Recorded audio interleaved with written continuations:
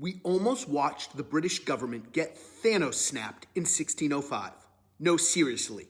This is Guy Fawkes Day, and the story is wild. So picture this. A group of Catholic conspirators in England are fed up with King James I because he's cracking down on Catholics. Their solutions?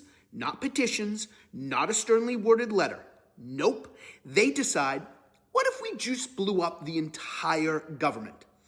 Enter Guy Fawkes, the demolitions guy. His literal job in this conspiracy was stand in a basement full of gunpowder and wait. The conspirators smuggled 36 barrels of gunpowder underneath Parliament.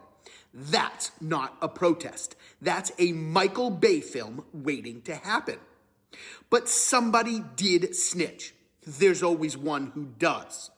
Right before Parliament meets, authorities storm the basement and catch Guy Fawkes just chilling with enough explosives to launch King James I into orbit.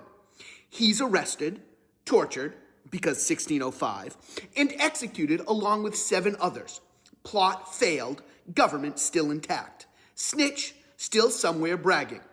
And ever since, Britain has celebrated Guy Fawkes Day by burning his effigy and lighting fireworks, which is basically the most British way of saying, nice try, buddy. So yeah, next time someone says history is boring, remind them of the 5th of November.